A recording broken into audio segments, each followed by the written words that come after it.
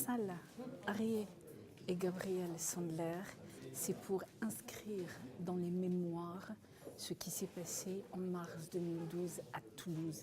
Et c'est un combat contre les idées extrémistes, contre l'antisémitisme, contre la radicalisation, et c'est pour le vivre ensemble, pour le respect de l'autre, pour le fait de se dire que chacun a sa place dans cette République, chacun peut avoir un rôle positif à jouer et chacun a une histoire positive dans cette histoire de France. C'est-à-dire qu'il y a quelque chose en ce moment qui s'accumule, on le voit sur les sites internet, d'associations, de dénonciations permanente d'une vie en France, avec la France, avec les autorités françaises. Il ne s'agit pas de nier la mémoire des exactions de tel ou tel gouvernement français ou de tel ou tel fait historique de la France. Il s'agit aujourd'hui de vivre vers l'avenir, de se tourner vers l'avenir et de dire l'assassinat de mars 2012, plus jamais. Et en inscrivant le nom d'Arié et Gabriel dans les portes des salles polyvalentes des écoles, c'est une mémoire répétée au quotidien. Ça veut dire qu'à chaque fois qu'on pousse la porte de la salle polyvalente, professeur ou élève, eh bien on se rappelle le nom de Harry et Gabriel Sandler.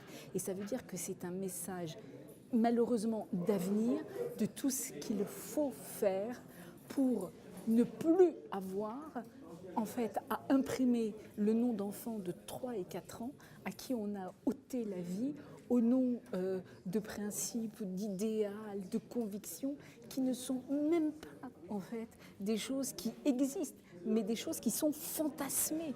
C'est-à-dire que ce sont des personnes qui ont un fantasme dont on ne sait pas trop quoi, dont on ne sait pas trop quelle croyance, parce qu'en plus on ne peut même pas cibler en disant c'est l'islam. Le patron du RAID a dit dernièrement que tous ceux qui étaient à la tête de ces groupuscules étaient des gens qui vivaient en contradiction avec les principes fondamentaux de l'islam. Ils violent, ils tuent, ils décapitent, ils fument de la drogue, ils font tout ce qui est interdit par les textes fondateurs et fondamentaux de l'islam. Et ils veulent se revendiquer de l'islam. Et en fait, pourquoi ils se suicident et pourquoi ça se termine si mal à chaque fois pour eux, c'est parce qu'en fait, on leur dit, voilà, t'as tellement trahi au fond, t'es pas un bon musulman, maintenant t'as plus qu'à mourir. Et c'est pour ça qu'on peut les utiliser, en fait, j'ai presque envie de dire, entre guillemets, comme des chairs à canon. C'est-à-dire ce sont des dictateurs politiques qui utilisent des gens qui ont fait toutes les déviances comportementales dans leur vie pour servir une cause de terrorisme au nom d'une religion qui, en fait, n'est pas la religion qu'ils croient servir, parce que c'est pas ça, l'islam. L'islam n'a pas dit tu prendras une kalachnikov et tu iras tuer ton voisin. L'islam n'a pas dit les juifs qui sont à côté, il faut leur enlever la vie. Au contraire, au début, le prophète Mohammed faisait prier les musulmans vers Jérusalem. Et des fêtes du calendrier musulman sont en fait rien d'autre que des fêtes juives. Par exemple, le jeûne de Ashura, qui est marqué le 10e jour du premier mois de l'année musulmane, n'est rien d'autre que le décalque du jeûne du grand pardon de Yom Kippour, qui est le 10e jour du premier mois de l'année juive. Et c'est exactement pour les mêmes raisons.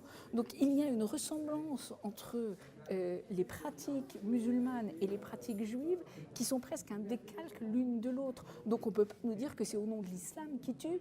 Ce sont des dictateurs, des tortionnaires, des sanguinaires qui utilisent des gens qui ont commis toutes les exactions possibles dans leur vie pour faire encore un acte condamnable.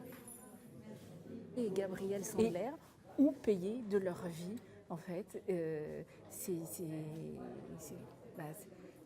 voilà, ils ont payé de leur vie pour des personnes qui, en fait, n'avaient plus aucun espoir dans la vie. En fait, si ces gens qui les ont tués avaient eu encore un espoir dans la vie, eh bien, ils ne l'auraient pas fait. C'est des perdus de la vie qui ôtent la vie à quelqu'un d'autre, avant eux-mêmes de se faire retirer la vie, puisque tous ceux qui ont commis des actes terroristes sont aujourd'hui morts quasiment, à quelques exceptions près.